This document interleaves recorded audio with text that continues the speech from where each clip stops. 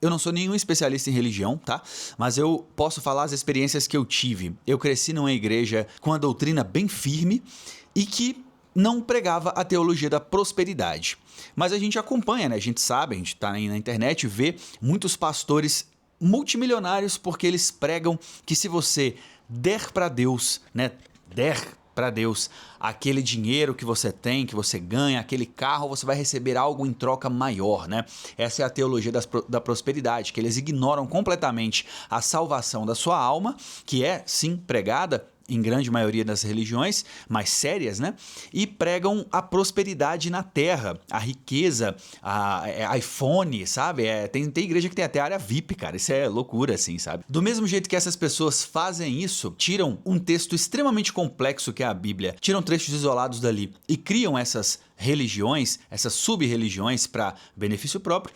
Muitas pessoas fizeram isso com o estoicismo, que é sim uma filosofia antiga, vinda ali de antes do nascimento de Jesus e que nos traz ali um entendimento sobre a natureza da vida, uma forma de viver menos sofrida, né? A base do estoicismo é você entender que tem muitas coisas na sua vida que estão fora do seu controle e você deve sim entender quais são essas coisas e focar naquilo que você tem controle e não naquilo que você não tem. Porque a receita para o sofrimento é justamente você tentar controlar aquilo que você não pode. Eu não sou nenhum especialista em estoicismo, eu só sou uma pessoa normal que gosta de ler, né? Eu li aqui os 3 de Sêneca, que é o da tranquilidade da alma, da vida retirada e da felicidade. Li o sobre a ira também, que está ali guardado. Meditações de Marco Aurélio, que fez a minha cabeça mudar pra caramba e me deu uma imersão muito grande no estoicismo. E a minha mais recente aquisição foi o 366 lições sobre sabedoria, perseverança e a arte de viver. Não adianta, por exemplo, ficar nervoso porque esse menino que passou de bicicleta elétrica aqui fez barulho e me atrapalhou na gravação. Não, eu vou até deixar o áudio aí porque, cara, esse é o tipo de coisa que eu não tenho controle. Mas eu tenho controle sobre a minha reação sobre isso. Entende? Estoicismo é muito sobre isso. E quando você tem contato, principalmente lendo as passagens e absorvendo esses ensinamentos de vários autores diferentes, você se torna, sim, uma pessoa mais tranquila. As situações do dia a dia que poderiam te chatear, que poderiam te irritar, que poderiam acabar com o seu ânimo, com a sua felicidade, com a sua alegria, com o seu dia, elas vão se tornar mais insignificantes para você quando você tem esses ensinamentos em mente. Mas não quer dizer que você se tornou sem emoções, não quer dizer que você se tornou que você se tornou nihilista, que nada mais faz sentido, que tanto faz tudo o que acontece. Não é isso. E as pessoas acabam entendendo de forma errada. O Ryan Holiday, inclusive, na introdução desse livro, ele fala sobre essa concepção que as pessoas têm sobre o estoicismo e que está bem errada. Vou mostrar aqui para vocês. Exceto para aqueles que buscam sabedoria com mais avidez, o estoicismo é ou desconhecido ou mal compreendido. De fato, seria difícil encontrar uma palavra tratada com maior injustiça nas mãos da língua inglesa do que o estoico. Para as pessoas em geral, essa maneira de viver vibrante, orientada pela ação e transformadora de paradigmas, tornou-se taquigrafia para sem emoção, dado que a mera menção à filosofia deixa a maioria nervosa ou entediada. Filosofia estoica soa aparentemente como a última coisa que alguém gostaria de aprender, muito menos do que precisaria urgentemente na vida cotidiana. É como se, para que você seja estoico, você tem que ser sem emoção, você tem que sofrer, você tem que viver uma vida amarga, nihilista, e não é isso, sabe? O estoicismo, pelo que eu tenho aprendido, é muito mais sobre você realmente entender o seu papel na Terra, aceitar o que o destino te deu, aceitar a vida que você tem, onde você nasceu, a cor da sua pele, aquilo que você não pode mudar. Por exemplo, eu tenho uma lesão no meu ombro esquerdo que é de nascimento, né? Foi no parto. Eu tenho pouco movimento do meu braço esquerdo, muito menos do que o direito, é coisa de 40%, 30%. E cara, eu demorei muito para conseguir entender que isso não foi algo que eu escolhi, mas que, está aqui na minha vida. Eu não tenho muito o que fazer a respeito disso, né? Não existe cirurgia que conserte esse problema. Então, qual é o meu papel? Entender que eu não posso mudar isso e fazer o melhor que eu posso com a vida que eu tenho. Se eu for ditar a minha vida com base naquilo que eu não posso controlar, nisso daqui, e eu vou ficar depressivo. Eu vou ficar pensando, por que eu nasci assim? Por que eu tenho que passar por isso?